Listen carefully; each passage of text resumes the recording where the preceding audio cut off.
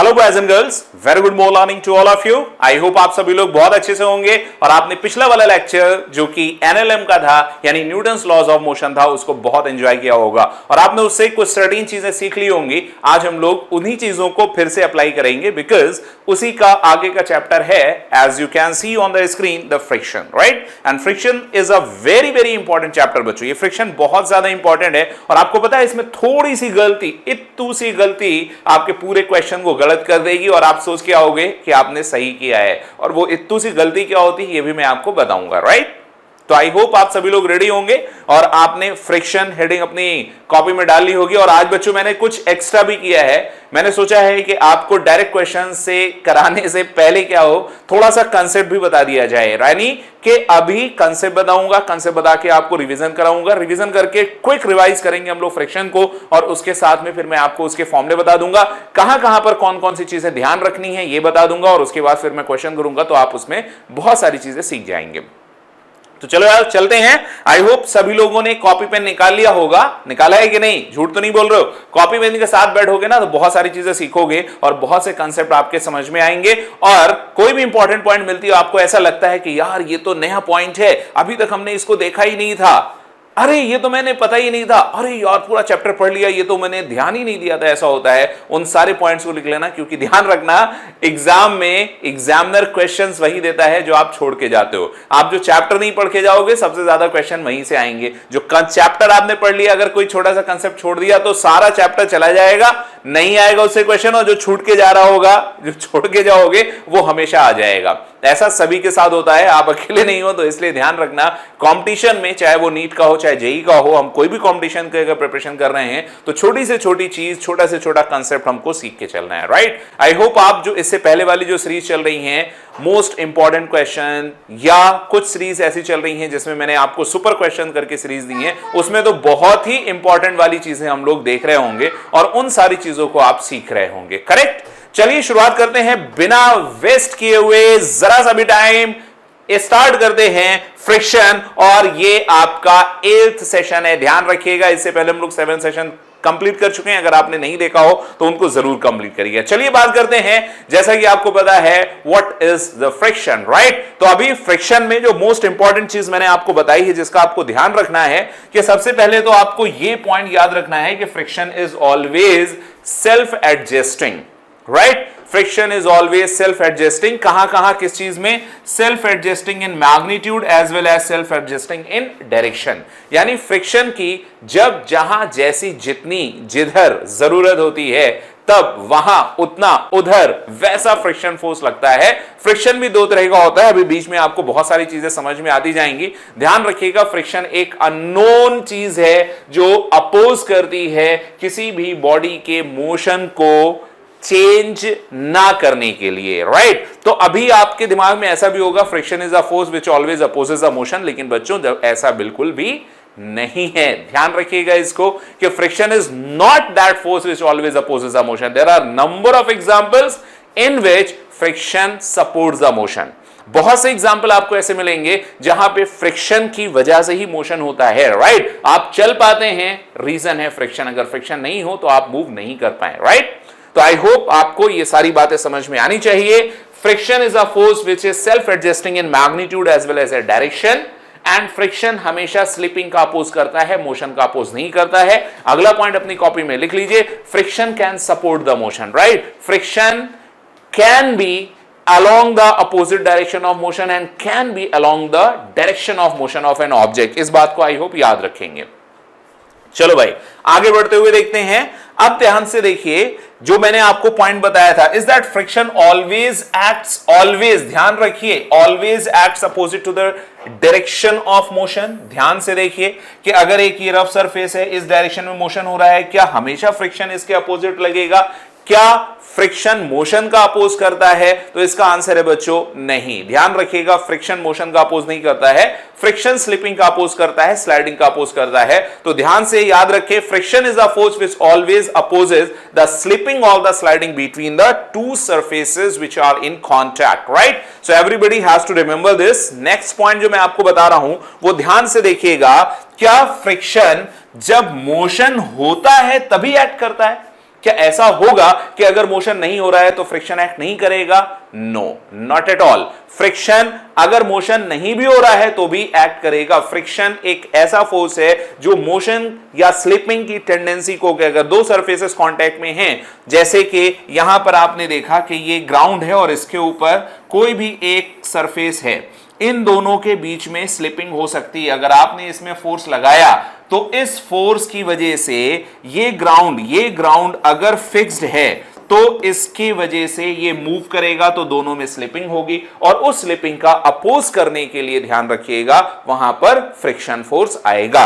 तो अगर ऐसा है कि मोशन नहीं भी हो रहा है तो भी यहां पर फ्रिक्शन फोर्स लगेगा जो कि इसको अपोज करेगा, यानी इसकी स्लिपिंग की टेंडेंसी को प्रिवेंट करेगा। ध्यान रखेंगे, यहां पर देख लीजिए फ्रिक्शन हमेशा self adjusting in magnitude as well as direction है, इस बात को याद रखें। यहां पर अब मैंने जो आपको पॉइंट दिखाया है, friction not always acts opposite to the direction of motion. यहां पे देखिए, व्हेन यू आर वॉकिंग, जब आप मूव कर रहे हैं, वॉक कर रहे हैं, तो फ्रिक्शन आपके मोशन की डायरेक्शन में है। यहां पे जैसे जिस भी डायरेक्शन में लोग मूव कर रहे हैं, फ्रिक्शन की डायरेक्शन मोशन की डायरेक्शन में है, स्लिपिंग की डायरेक्शन के अपोजिट है। अगली स्लाइड पे देखिए ध्यान से, यहां पर जब आप पैर रखते हैं तो आपके पैर की स्लिपिंग की टेंडेंसी पीछे होती है, right? Friction always opposes the slipping और द टेंडेंसी ऑफ स्लिपिंग और द टेंडेंसी ऑफ स्लाइडिंग। तो अक्सर इसमें कंफ्यूजन होता है कि आपके दिमाग में ऐसा रहता है कि फ्रिक्शन हमेशा मोशन को अपोज करता है, तो हम आगे दौड़ रहे हैं, तो हम दौड़ रहे हैं या चल रहे हैं तो फ्रिक्शन पीछे लगेगा। No, not at all, friction आगे की तरफ लगेगा। यहां पर इसमें डायरेक्शन ऑफ फ्रिक्शन फॉरवर्ड है। यहां किस तरह से आपको दिख रहा है, व्हेन वी आर मूविंग और व्हेन वी आर वॉकिंग, तो friction is along the direction of motion. इस बात को आप ध्यान रखेंगे। फ्रिक्शन मे एक्ट, बहुत अच्छे से ध्यान रखिएगा, along the direction of motion, not always. और बच्चों, ये जो मे और मे नॉट और मस्ट है ना, इसमें बहुत आपको कंफ्यूज किया जाएगा, इसलिए अपने जो भी कंसेप्ट है ना उनकी क्लैरिटी बिल्कुल क्रिस्टल क्लियर होना चाहिए ताकि आपको क्वेश्चन कंफ्यूज ना कर पाए। यहां पर ध्यान से देखें, यहां अप्लाइड फ्रिक्शन है, ये वेट नीचे लग रहा है, नॉर्मल रिएक्शन लग रही होगी, तो फ्रिक्शन की डायरेक्शन स्लिपिंग के अपोजिट होती है। स्लिपिंग या स्लिपिंग की टेंडेंसी के अपोजिट होती है। स्लिपिंग हो रही हो या स्लिपिंग नहीं हो रही हो, स्लिपिंग की अगर टेंडेंसी है तो फ्रिक्शन अपोजिट डायरेक्शन में लगेगा। ध्यान रखिएगा, फ्रिक्शन में also acts if there is no motion. Friction लगने के लिए मोशन का होना जरूरी नहीं है। इसके आपके पास ध्यान रखेंगे, ऑब्जेक्टिव क्वेश्चन में, थ्योरेटिकल क्वेश्चन इन्हीं सारे पॉइंट से बनेंगे। अभी तक इन्हीं पॉइंट से आए हुए हैं, इसलिए मैंने आपको बताया है। Now I am going to reveal the correct definition of the friction. आपको नहीं पता हो, नोट कर लीजिएगा। Friction is a force related to two surfaces in contact which opposes the slipping, kinetic friction और tendency to slip, static friction। अगर slipping की tendency है और उसको अपोज कर रहा है तो कौन सा फ्रिक्शन होगा? Static friction. और अगर स्लिपिंग हो रही है, स्लाइडिंग हो रही है और उसका अपोज हो रहा है तो कौन सा फ्रिक्शन होगा? Kinetic friction. आई होप आप सभी लोग इंटेलिजेंट हैं, समझदार हैं और ये सारी बात आपको समझ में आ गई होगी। आगे बढ़ते हुए चलते हैं, इसकी वैल्यू में आपको कहां क्या गड़बड़ी होती है इस बात को ध्यान रखें। फ्रिक्शन, ये वाला पॉइंट तो बिल्कुल ब्रह्मास्त्र है, समझ लेना भाई। इस पॉइंट को अगर आपने याद रखा तो बल्ले बल्ले है। फ्रिक्शन के बारे में ये पॉइंट आपने याद रखा तो बल्ले बल्ले है, आपकी लाइफ सेटल पूरी तरह से। Friction may or may not be opposite to the direction of motion, right? क्योंकि पिछले, अगर हम 10 को थोड़ा और एक्सटेंड कर लें, 15 इयर्स में देखा जाए तो 7 टाइम्स ऐसे क्वेश्चन पूछे जा चुके हैं जिसमें आपको सिर्फ और सिर्फ इसी चीज से कंफ्यूज किया गया है कि फ्रिक्शन मोशन के अपोजिट डायरेक्शन में लगता है। इसलिए इस पॉइंट को ब्रह्मास्त्र की तरह याद रखिएगा, friction may or may not be opposite to the direction of motion. अब अगला पॉइंट है फ्रिक्शन मे एक्ट। ध्यान रखिएगा, मे और मे नॉट बी, मे और मस्ट बी, इसमें फर्क होता है। तो यहां है friction may act if there is no relative motion. ध्यान दीजिए, रिलेटिव मोशन नहीं भी हो रहा है तो उस चीज का अपोज करने के लिए फ्रिक्शन एक्ट कर सकता है एंड डेफिनेटली करेगा। अगला पॉइंट जो मैंने आपके लिए दिखा है कि ध्यान से देखें कि फ्रिक्शन का रीजन क्या होता है।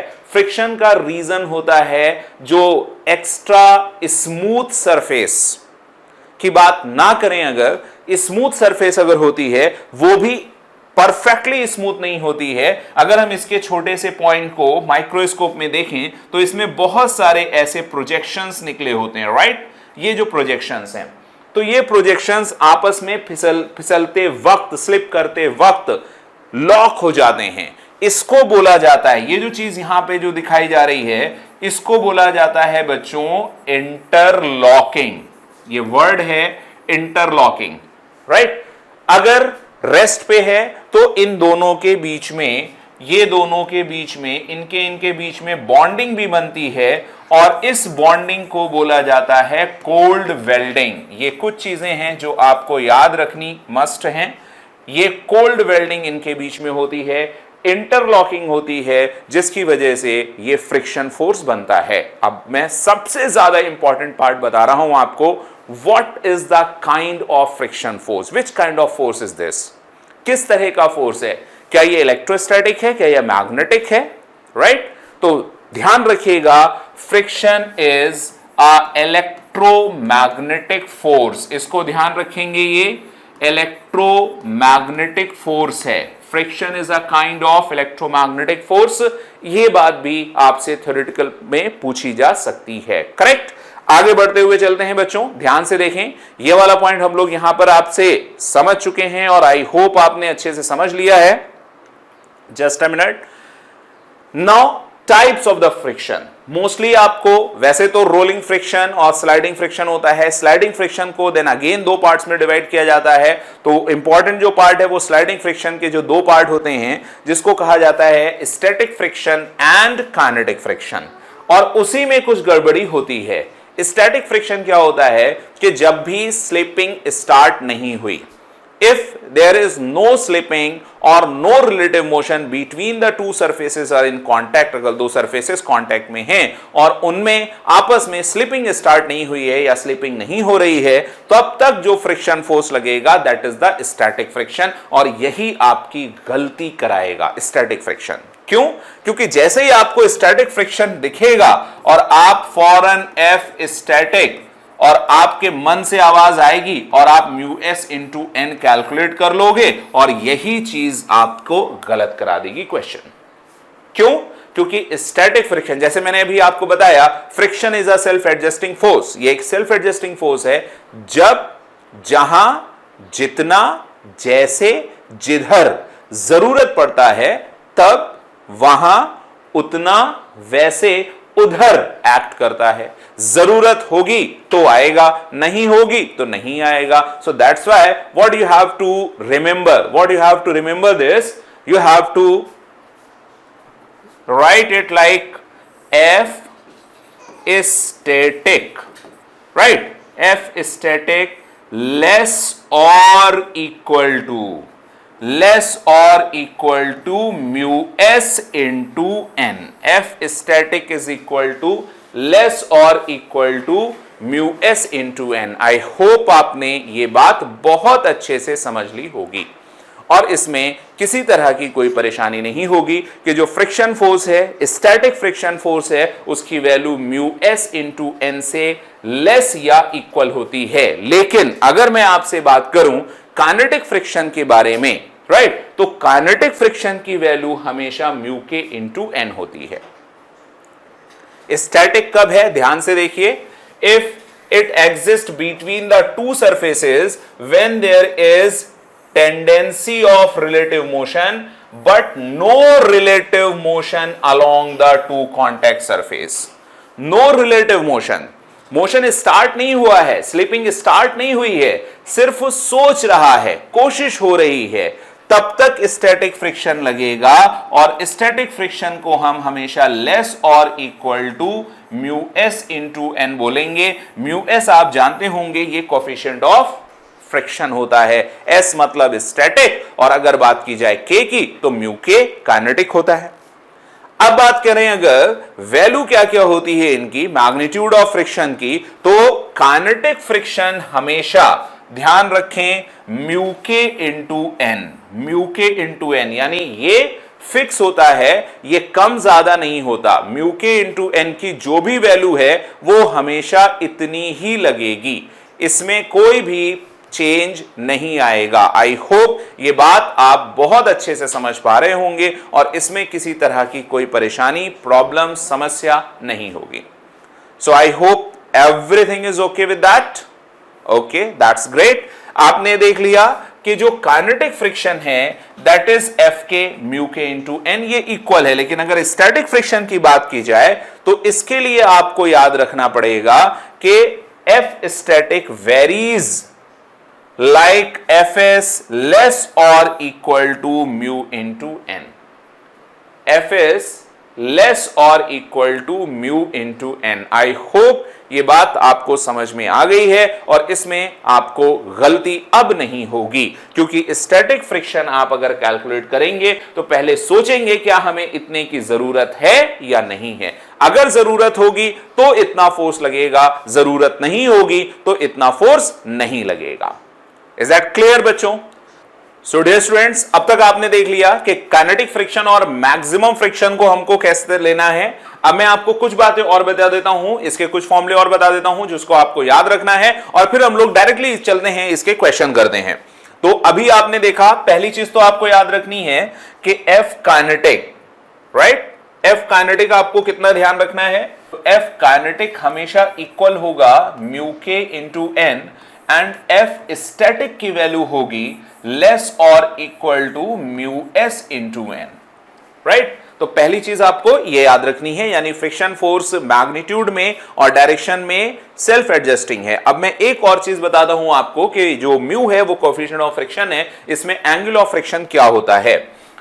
इसके लिए ध्यान से देखिए कि सपोज ये ग्राउंड है, रफ सरफेस है और रफ सरफेस के ऊपर यहां पर एक ब्लॉक रखा हुआ है और इस ब्लॉक का मास अगर देखा जाए कैपिटल एम है। अभी आप इसमें ध्यान से देख रहे हैं, ये एक नॉर्मल रिएक्शन आएगी और इसके ऊपर एक फोर्स लग रहा है एफ अप्लाइड, ये फोर्स एफ अप्लाइड है, राइट। तो कांटेक्ट फोर्स अलग होता है, नॉर्मल कांटेक्ट अलग होता है और टेंजेंशियल कांटेक्ट अलग होता है, इस बात को याद रखेंगे। आई होप ये चीज आपने पढ़ी होगी और याद होगी आपको। अभी इसमें अगर हम एफ अप्लाइड फोर्स लगा रहे हैं तो जो फ्रिक्शन फोर्स होगा वो इसके अपोजिट डायरेक्शन में टेंजेंशियली लगेगा, इसको हम टेंजेंशियल कांटेक्ट भी कहते हैं। तो ये आपका नॉर्मल कांटेक्ट है, ये टेंजेंशियल कांटेक्ट है, इसको हम अगर देखें तो ये स्टैटिक फ्रिक्शन होगा। जैसे जैसे हम इस कैपिटल एफ को ग्रेजुअली, अप्लाइड फोर्स को ग्रेजुअली इंक्रीज करेंगे, यहां पर एफ एस ग्रेजुअली इंक्रीज होगा। ग्रेजुअली इंक्रीज होते होते जब ये वैल्यू अपने मैक्सिमम तक पहुंचती है, यानी जब इसकी value mu S into N होती है, उस वक्त जो टोटल कांटेक्ट, ध्यान से सुनिएगा, जब स्टैटिक फोर्स अपना मैक्सिमम होता है उसको लिमिटिंग फ्रिक्शन भी कहते हैं, उस लिमिटिंग फ्रिक्शन पर जो कांटेक्ट फोर्स के बीच में और नॉर्मल के बीच में एंगल होता है, इसको बोला जाता है एंगल ऑफ फ्रिक्शन। ध्यान से देखें, अगर हम इन दोनों का रिजल्टेंट निकालें, ये भी कांटेक्ट फोर्स है, ये भी कांटेक्ट फोर्स है, इन दोनों को 90 डिग्री पे अगर ऐड करें तो ये नेट कांटेक्ट फोर्स होगा। उस नेट कांटेक्ट फोर्स को देखा जाए तो ध्यान दीजिए, नेट कांटेक्ट फोर्स की वैल्यू होगी under root of F s, और ये जो एफ एस है वो मैक्सिमम का स्क्वायर प्लस नॉर्मल का स्क्वायर ये है। जब ये मैक्सिमम होता है, इस वक्त, इस इंस्टेंट पर इन दोनों के बीच का जो एंगल होता है उसको हम लोग फाई बोलते हैं, और ये जो फाई है इसको बोला जाता है angle of friction. This is actually the angle of friction. I hope आप इस बात को याद रखेंगे। So this is the angle of friction. Angle of friction को tan फाई अगर देखा जाए तो tan फाई की वैल्यू क्या होती है, बहुत ध्यान से सुनिएगा। यहां से tan फाई आप निकालेंगे, दिस अपॉन दिस, इस ट्रायंगल से देखेंगे, ये जो लेंथ है वो म्यू इंटू एन के इक्वल है, तो इसको हम लोग क्या बोलेंगे, mu into N divided by N. तो ये जो वैल्यू आएगी ये म्यू के इक्वल आएगी, राइट। tan फाई अगर देखा जाए तो ये म्यू के इक्वल होता है, हम स्टैटिक की बात कर रहे हैं तो ये स्टैटिक होगा, और इसको बोला जाता है कोएफिशिएंट ऑफ फ्रिक्शन। और इस फाई को बोला जाता है बच्चों एंगल ऑफ फ्रिक्शन, राइट। ये एंगल ऑफ फ्रिक्शन है। अब इसमें सेल्फ एडजस्टिंग कौन है? Normal reaction as it is रहेगी, कोई चेंज नहीं आ रहा है। यहां पर जो एफ मैक्स है इसमें कोई चेंज नहीं आ रहा है, एफ एस मैक्स की वैल्यू म्यू इंटू एन रहने वाली है, राइट। लेकिन अगर आप इस फोर्स को चेंज करते हैं, मान लीजिए आपने कोई भी फोर्स नहीं लगाया, एफ अप्लाइड जीरो है, तो यहां फ्रिक्शन फोर्स जो स्टैटिक फ्रिक्शन है इसकी वैल्यू भी जीरो होगी। जैसे आप धीरे धीरे इसको बढ़ाएंगे, इंक्रीज करेंगे, वैसे इसकी वैल्यू भी धीरे धीरे बढ़ेगी। तो अगर आपसे पूछा जाए कि कांटेक्ट फोर्स, ध्यान रखिएगा नॉर्मल कांटेक्ट अलग है, टोटल कांटेक्ट अलग है। बच्चों फिर से मैं बता रहा हूं, ये नॉर्मल कांटेक्ट कहलाएगा, ये टेंजेंशियल कांटेक्ट कहलाएगा, ये नेट कांटेक्ट फोर्स कहलाएगा, जिसको आप एफसी कह रहे होंगे। This is the net contact force. अब अगर नेट कांटेक्ट फोर्स की मिनिमम वैल्यू देखी जाए तो नेट कांटेक्ट फोर्स मिनिमम कितना हो सकता है, बहुत ध्यान से देखिएगा। अगर हम नेट कांटेक्ट फोर्स की मिनिमम वैल्यू देखें, क्योंकि ये कांस्टेंट है, ये वेरिएबल है, इसकी मिनिमम वैल्यू देखेंगे तो ये जीरो होगी, यानी ये मिनिमम हो सकता है n। क्लियर? अगर मैक्सिमम पूछा जाए, यानी अगर ये कहा जाए कि एफसी की मैक्सिमम वैल्यू, ये जो कांटेक्ट फोर्स है, इस कांटेक्ट फोर्स की मैक्सिमम पॉसिबल वैल्यू क्या होगी, तो अब इसे देखिए ध्यान से। यहां से आप मैक्सिमम देखेंगे तो ये मैक्सिमम देखेंगे। अब इसको मैक्सिमम है म्यू इंटू एन, तो यहां पे आप म्यू इंटू एन रखेंगे, स्क्वायर है तो एन स्क्वायर को अगर कॉमन ले लें तो ये आ जाएगा root of 1 plus mu square. तो कई बार ये चीज पूछी गई है कि कांटेक्ट फोर्स की रेंज क्या है, तो कांटेक्ट फोर्स की रेंज लेस और equal to N, less greater or equal to N, less और equal to N under root 1 plus mu square. I hope ये बात आपको समझ में आई और इसमें किसी तरह की कोई परेशानी नहीं है।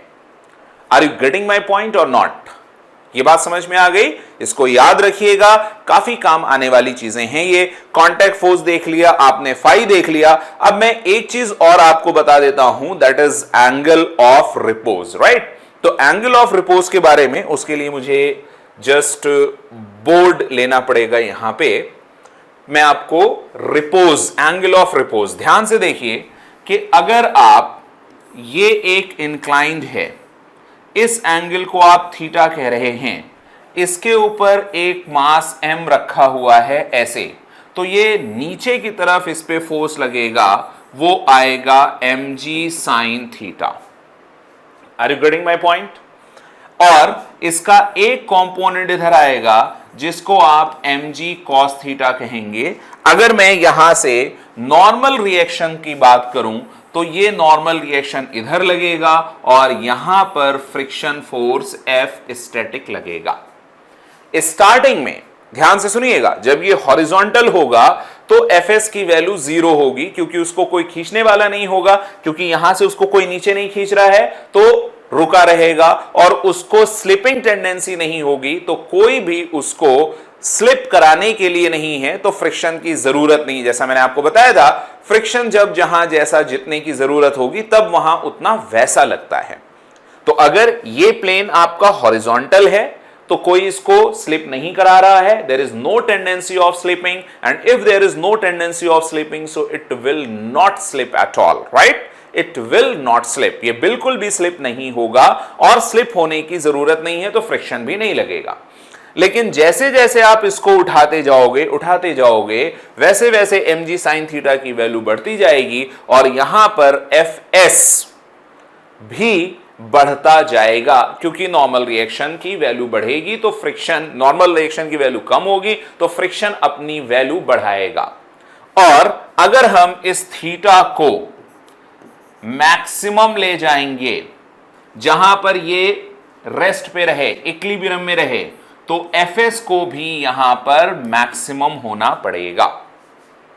तो किसी भी इंक्लाइंड का हॉरिजॉन्टल से मैक्सिमम फोर्स, हॉरिजॉन्टल से बनाया गया मैक्सिमम एंगल जहां तक ये रेस्ट पे रहे, जहां तक ये रेस्ट पे रहे, सिर्फ फ्रिक्शन उसको बचा ले स्लिप होने से, यानी फ्रिक्शन ही उसको रोक ले और किसी को नहीं आना पड़े मदद के लिए, यानी कि टेंशन हो गया और कोई फोर्स आ गया, सिर्फ फ्रिक्शन उसको स्लिप होने से बचा ले, ऐसा जो फोर्स होता है उस एंगल पर जितना मैक्सिमम पॉसिबल होता है उसको बोला जाता है एंगल ऑफ रिपोज।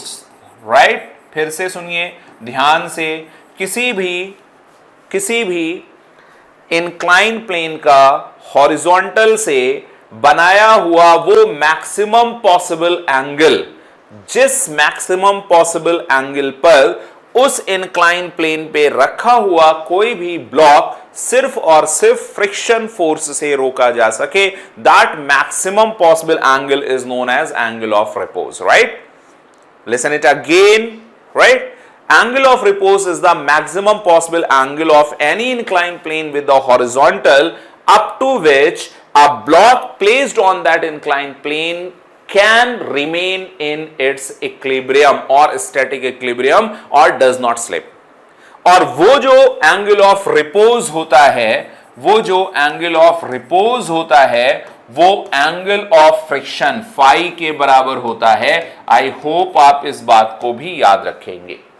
वो जो एंगल ऑफ रिपोज होता है वो एंगल ऑफ फ्रिक्शन के बराबर होता है, इस बात में कहीं पे कोई परेशानी नहीं होनी चाहिए।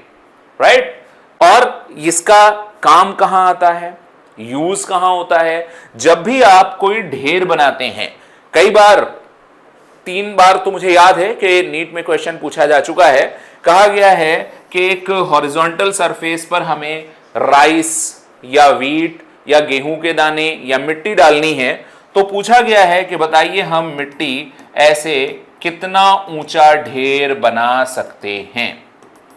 राइट, मैक्सिमम कितनी हाइट का ढेर बना सकते हैं, या कई बार पूछा जाएगा कितना एरिया।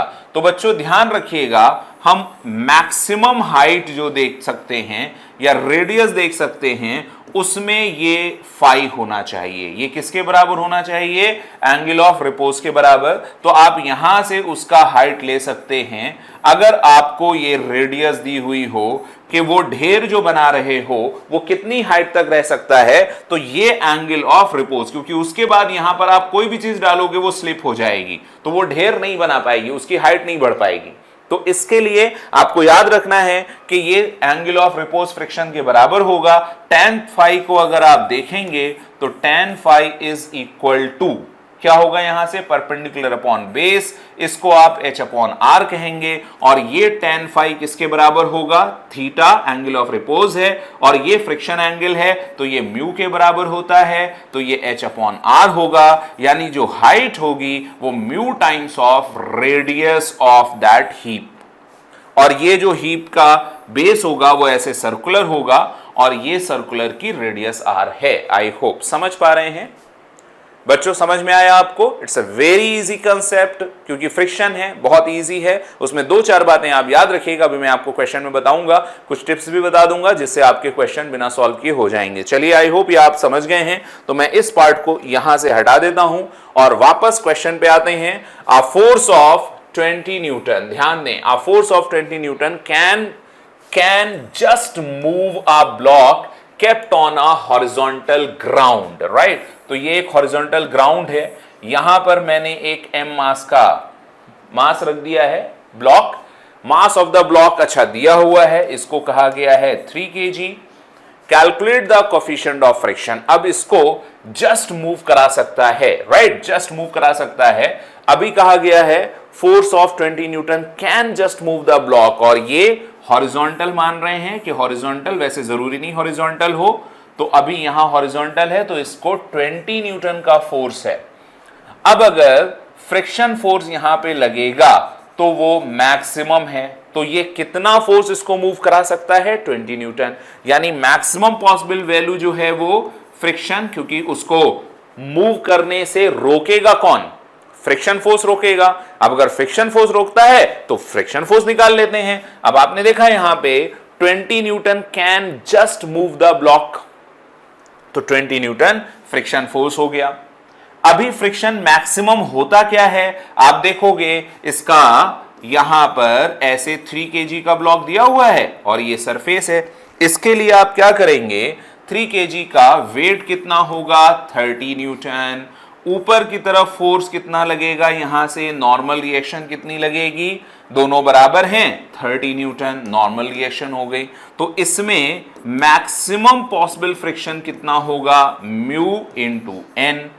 तो एफ मैक्स हमें यहां से निकालना है, म्यू की वैल्यू पता करनी है, नॉर्मल रिएक्शन कितना हो गया 30, और वो पहले से हम लोग निकाल चुके हैं कि ये 20 न्यूटन है, तो हम इसमें रखेंगे कि भाई F max 20 newton is equal to mu into 30, यहां से 0 0 कैंसिल, तो म्यू इज इक्वल टू देखो कितना आ गया 2/3। तो इस क्वेश्चन का आंसर आ जाएगा बच्चों 2/3। आई होप ये बात आप समझ गए होंगे अच्छे से। चलिए आगे एक और क्वेश्चन करते हैं। अगला क्वेश्चन आपके सामने ये रहा, ये बहुत ही इंपॉर्टेंट क्वेश्चन है बच्चों, और इसके लिए मैं आपको डायरेक्ट फॉर्मूला बता रहा हूं और आपसे रिक्वेस्ट करूंगा कि इसको आप याद रखिएगा, क्योंकि इस तरह के क्वेश्चन आपको बहुत ही ज्यादा मिलने के चांसेस हैं। और मैं जो ट्रिक बता रहा हूं उस ट्रिक से सॉल्व करिएगा। एक फॉर्मूला बता रहा हूं, आप वैसी वैल्यू रखिएगा और आंसर आ जाएगा। देखो, a given object takes n times as much as to slide down 45 rough incline as it takes to slide down smooth surface। मतलब समझे आप, कह रहा है कि अगर एक 45 पे 45 है, हम थीटा ले लेते हैं, बाद में हम थीटा को 45 रख देंगे। अगर थीटा पर इंक्लाइंड एक प्लेन है और ये म्यू इज इक्वल टू 0 है, अगर स्मूथ है, राइट, तो उसको टाइम जो लगता है t1 वो लगता है t। लेंथ कितनी कवर करनी होती है, वो सेम डिस्टेंस तक स्लाइड करता है, यहां से बॉटम तक जाने में उसको टाइम लगता है t। लेकिन अगर ये रफ हो, अब ध्यान से देखिएगा दूसरा पार्ट क्या है इस क्वेश्चन का, कह रहा है कि अगर ये स्मूथ ना हो, अगर इसका म्यू नॉट इक्वल टू 0 हो, यानी वो स्मूथ ना हो, तब वो उसी डिस्टेंस को यहां से बॉटम तक आने में जो t2 टाइम लगता है वो पहले वाले टाइम का n टाइम्स होता है। देखो, n times as much to down 45 degree, तो मैंने 45 को थीटा ले लिया, जनरल फॉर्मूला निकाल लेते हैं और फिर आपके पास एक फॉर्मूला हो जाएगा, उसको आप सॉल्व करके किसी भी तरह से आंसर में कन्वर्ट करेंगे। तो आप कंसेप्ट को आप देखिएगा, क्यों ऐसा होता है कि जब वो स्मूथ सरफेस पे है तो कम टाइम लग रहा है, रफ सरफेस पे है तो ज्यादा टाइम लग रहा है। दोनों केस में वो नीचे आ रहा है। अब जरा उसकी एफबीडी बनाइए, ध्यान से देखें कि अगर ये m मास का ब्लॉक है, m मास का, तो उस पे नीचे की तरफ फोर्स कौन सा लगेगा, कंपोनेंट करना आई होप आपको आते हैं, mg sin थीटा, और इधर जो फोर्स लगेगा वो होगा mg cos थीटा, और ऊपर की तरफ लगेगा नॉर्मल रिएक्शन। तो नॉर्मल रिएक्शन और mg, क्योंकि इस डायरेक्शन में मोशन, ना तो ये इधर जा रहा है ना ऊपर जा रहा है, n और mg cos थीटा एक दूसरे को बैलेंस कर लेंगे, तो उनकी जरूरत हमको नहीं पड़ेगी, राइट। तो अब ये जब नीचे आ रहा है तो इसका एक्सीलरेशन कितना है, एक्सीलरेशन होता है फोर्स अपॉन मास, तो कितना फोर्स इसको ला रहा है, that is mg sin theta divided by mass m से m कैंसिल किया, a इज इक्वल टू हो गया g sin थीटा। तो इस एक्सीलरेशन से इसको मान लेते हैं a1, राइट। अब आपने मोशन इन 1D में मैंने आपको एक चीज बताई थी और हमने कहा था याद रखिएगा कि अगर कोई भी particle u is equal to 0 से स्टार्ट कर रहा है तो L डिस्टेंस ट्रैवल करने में, या H डिस्टेंस, पिछली वाली क्लास में मैंने बताई थी, H डिस्टेंस नीचे गिरने में जो उसको टाइम लगता है that is under root 2h/g। ठीक है यार, देखो ये जो सीधे सीधे फॉर्मूले बता रहा हूं ना, इसको जरूर याद रखना।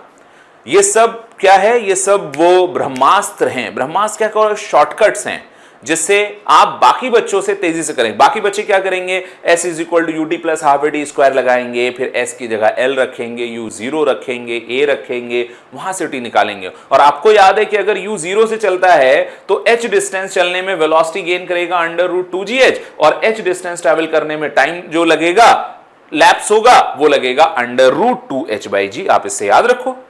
तो यहां पर भी तो वो 0 से स्टार्ट कर रहा है और कितनी डिस्टेंस ट्रेवल कर रहा है, l डिस्टेंस ट्रेवल कर रहा है। टाइम कितना लग रहा है, t1 लग रहा है। तो आपको कहना होगा भाई टाइम यहां जो t1 लगेगा वो √2l by acceleration. t1 time कितना दिया है, t √2l डिस्टेंस चल रहा है, एक्सीलरेशन कितना है, g sin थीटा। ये आपने एक तरह से कैलकुलेट कर लिया जो आपको दिया हुआ था।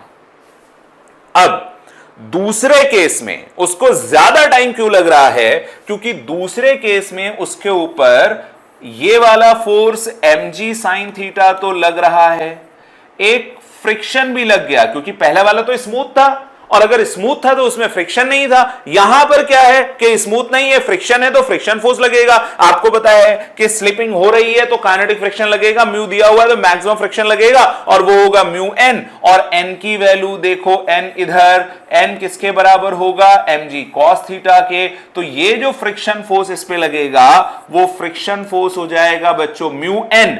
एन की वैल्यू है mg cos थीटा, तो ये आ गया। अब कह रहा है स्लिप कर रहा है नीचे, राइट स्लिप कहां कर रहा है, नीचे। अगर नीचे स्लिप कर रहा है तो सीधी सी बात है कि नीचे की तरफ नेट फोर्स होगा।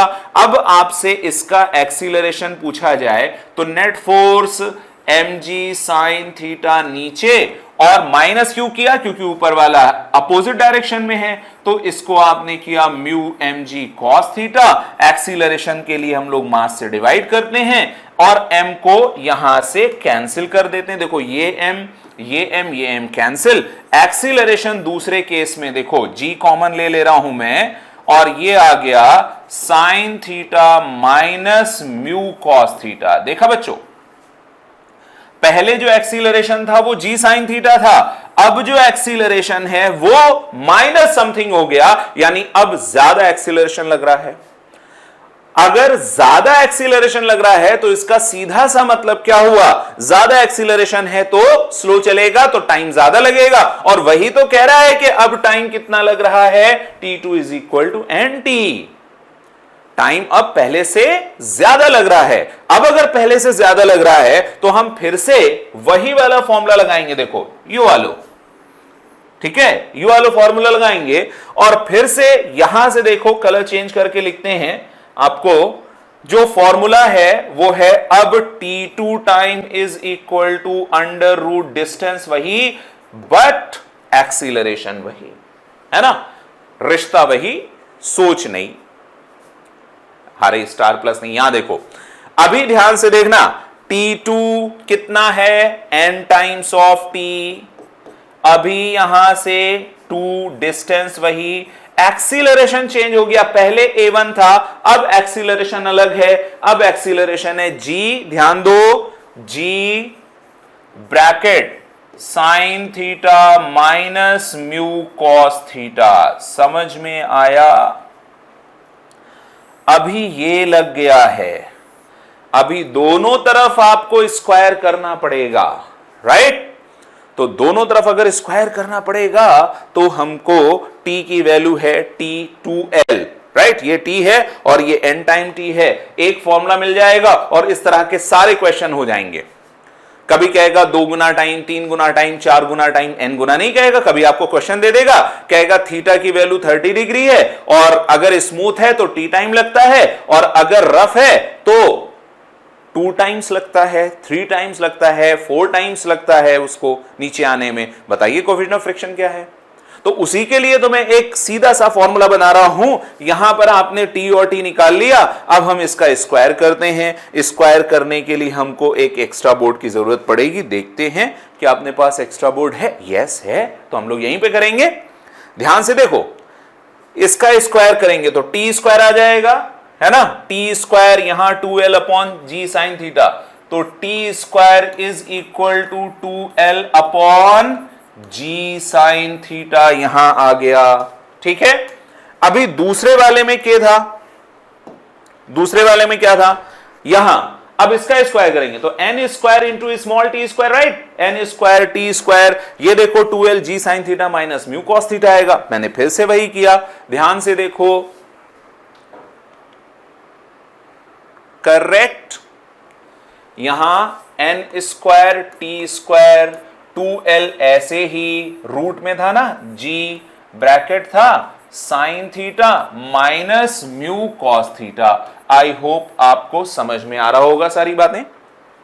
That's great. अभी क्या करना है कि इस टी स्क्वायर को जब हम यहां पर उठा के रखेंगे तो देखो 2l कैंसिल, g कैंसिल, सब कुछ। चलो मैं रख दे रहा हूं यहां पे। क्या कर रहा हूं, ये जो टी स्क्वायर है इसको यहां से उठाया और यहां रखा, तो देखो n स्क्वायर ऐसे ही है और टी स्क्वायर की जगह मैंने कर दिया 2l अपॉन जी साइन थीटा, ये टी स्क्वायर की जगह। और ये वही, क्योंकि बहुत सारी चीजें कैंसिल होने वाली हैं, यहां से आपको मिला sign theta minus of mu cos theta.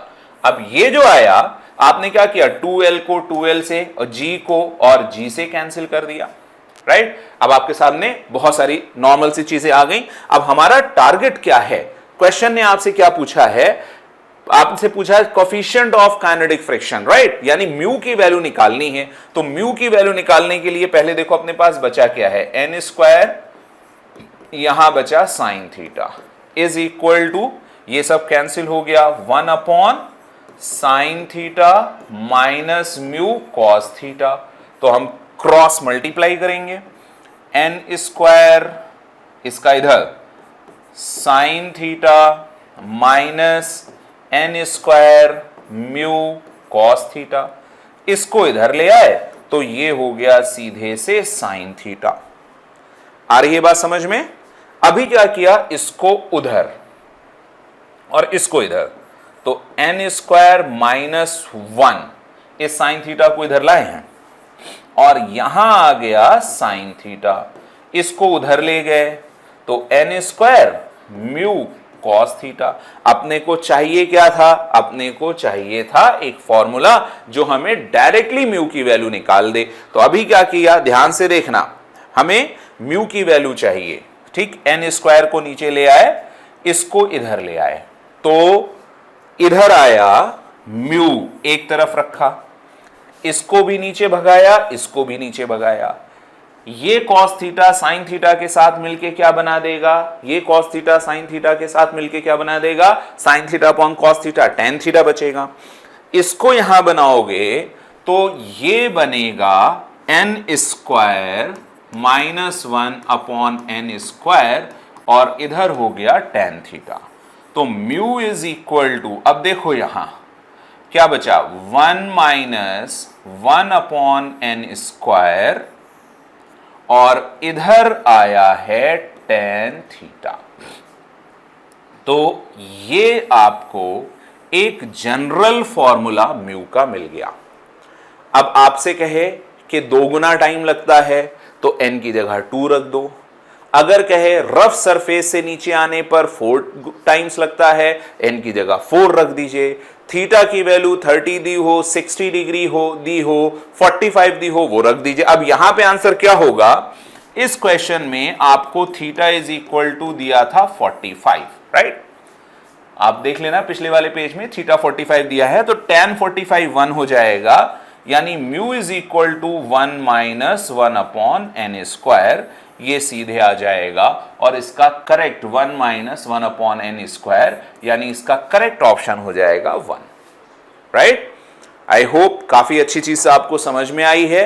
Note करिएगा कॉपी में और इसको एज इट इज याद रखिएगा, आपका सीधा सा फॉर्मूला मिल जाएगा इसको सॉल्व करने का। चलिए बहुत तेजी से चल रहे हैं अगले क्वेश्चन की तरफ।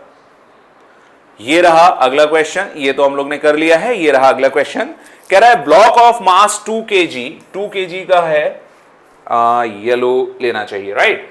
2 kg का placed on a floor, the coefficient of static friction mu की वैल्यू दे दी, 2.8 newton applied on the block, force of friction between the block and floor. तो सबसे पहले आपको ब्लॉक बना लेना है, ये ग्राउंड है, इसके ऊपर आपने ब्लॉक रखा, ब्लॉक का मास 2 kg है, तो आप देखेंगे नीचे इसके ऊपर इसका mg लगेगा, यानी वेट 2 का लगेगा, कितना 20 न्यूटन, और उतना ही नॉर्मल रिएक्शन यहां से आएगा, तो नॉर्मल रिएक्शन 20 न्यूटन हो गया।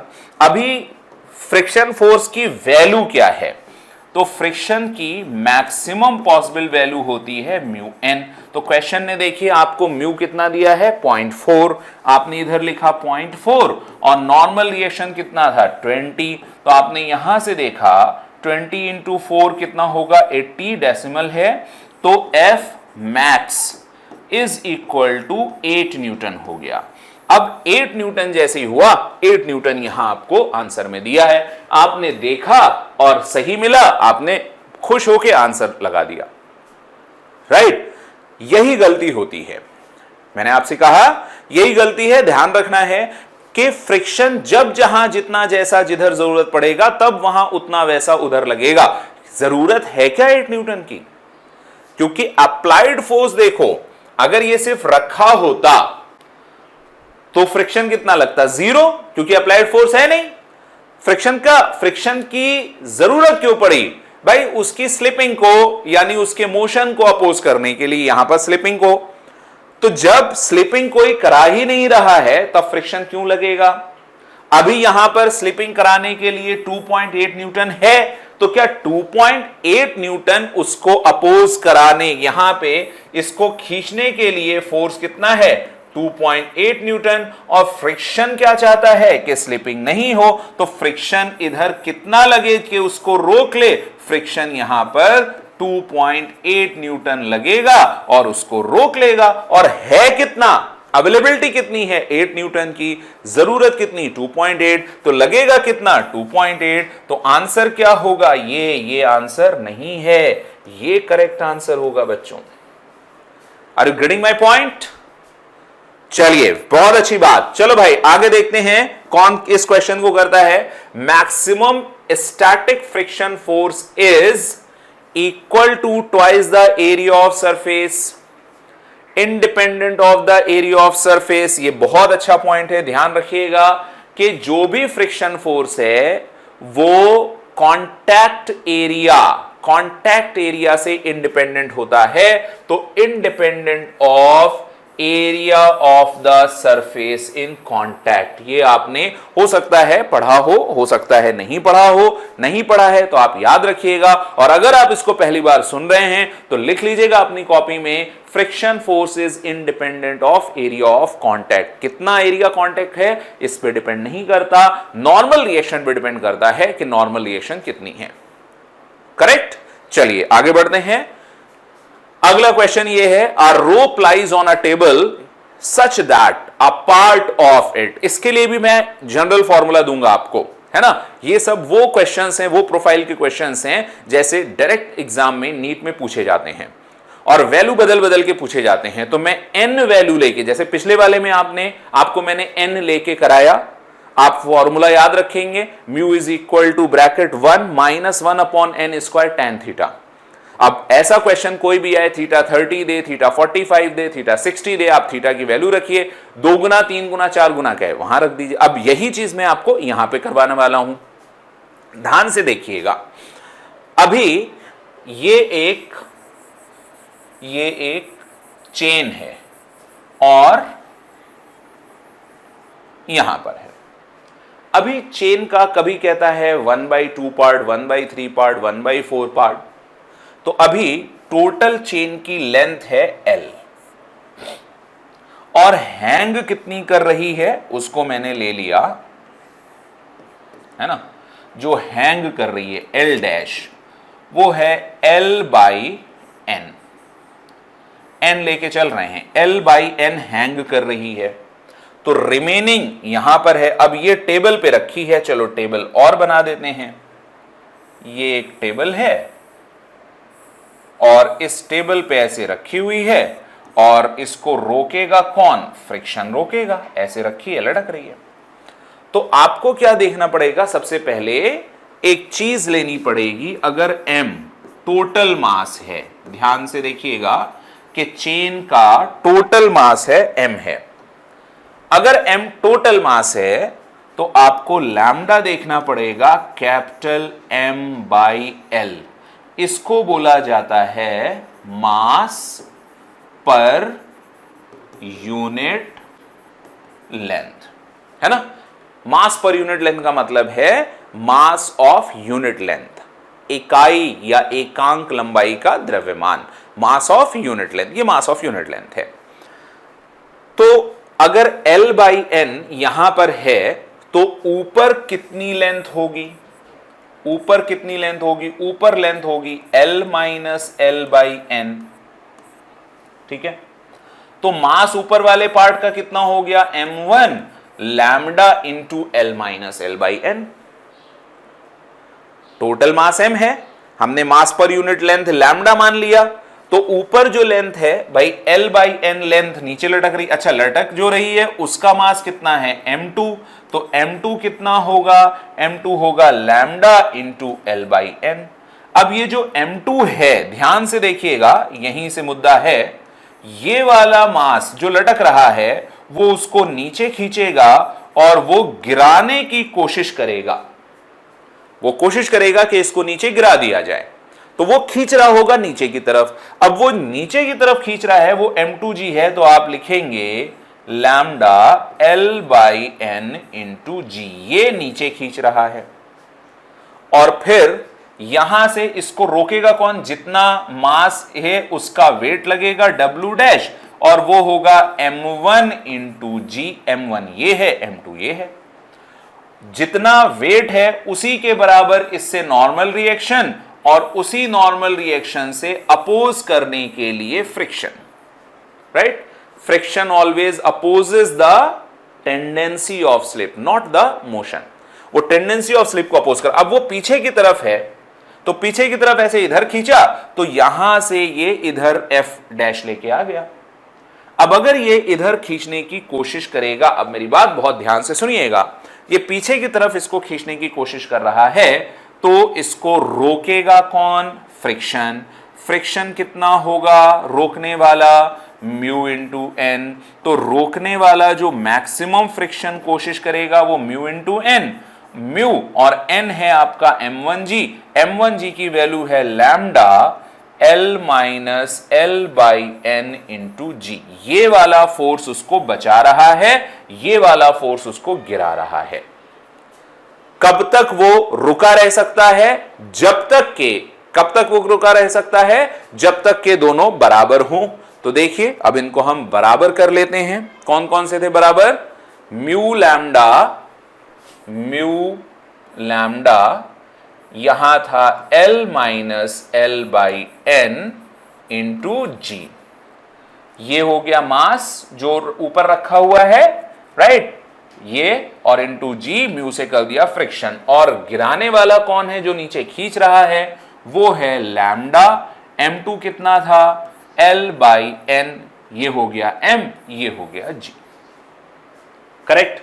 तो n के टर्म्स में पूछा है, अब इसमें से कुछ चीजें कैंसिल होगी तो कैंसिल करें, जैसे म्यू लैम्डा, सॉरी म्यू नहीं कैंसिल हुआ, तो एक मिनट, लैम्डा यहां से लैम्डा, यहां से लैम्डा, दो L कॉमन ले लें तो यहां से L कॉमन आ जाएगा, तो यहां से आया बच्चों म्यू, जी भी कैंसिल हो रहा है, म्यू, और यहां क्या आ रहा है देखो, यहां आया 1 minus 1 upon n is equal to 1 by n, क्योंकि म्यू यहां से लैम्डा L जी ये कैंसिल हो गया। आपसे पूछा क्या गया है, आपसे यहां से देखना ध्यान से, म्यू इधर क्या आया, n माइनस 1 अपॉन n और is equal to 1 upon n, तो म्यू की वैल्यू n और n कैंसिल, और ये आ गई 1 अपॉन n माइनस 1। ये जनरल फॉर्मूला इस क्वेश्चन का हो गया। अब आपसे कहे 1/3 लटकी रह सकती है, 1/4 लटकी रह सकती है, तो आपको देखना है कि वो पार्ट कितना है।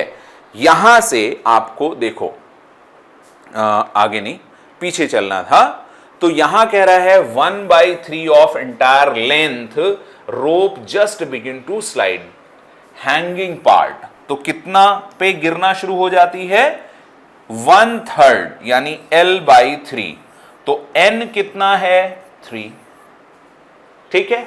अगर n की वैल्यू 3 है तो यहां पर म्यू का फॉर्मूला हम लोग ने निकाला है 1 अपॉन n माइनस 1, और आपने क्वेश्चन में n इज इक्वल टू 3 कहा, तो mu is equal to 1/3 minus 1, तो म्यू इज इक्वल टू हो गया 1/2 यानी 0.5, और यहां से आपको आंसर मिल जाता है 1/2 0.5 यानी ऑप्शन हो गया 2। आई होप ये बात आपको समझ में आई। Is it clear? Just let me know, is it clear to all of you? That's great, so nice of you. I hope आपको ये बात समझ में आ गई, क्लियर हो गई है, बहुत अच्छी बात है। अभी फ्रिक्शन में बहुत सारी चीजें सीख ली हैं, आगे आने वाले चैप्टर्स में भी हम लोग ये सारी चीजें सीखेंगे। आप इसकी पीडीएफ डिस्क्रिप्शन में लिंक होगा, गूगल लिंक, इसका पीडीएफ आपको मिल जाएगा। जितनी पॉइंट्स मैंने बताए हैं सब आप अपनी कॉपी में लिखिएगा और क्वेश्चन की प्रैक्टिस करिएगा। मोस्टली इसमें जितने तरह के क्वेश्चन पूछे जाते हैं वो सारे हम लोग ने प्रैक्टिस कर लिए हैं। मिलते हैं अगले वीडियो लेक्चर में, तब तक के लिए keep practicing and keep learning. Bye bye.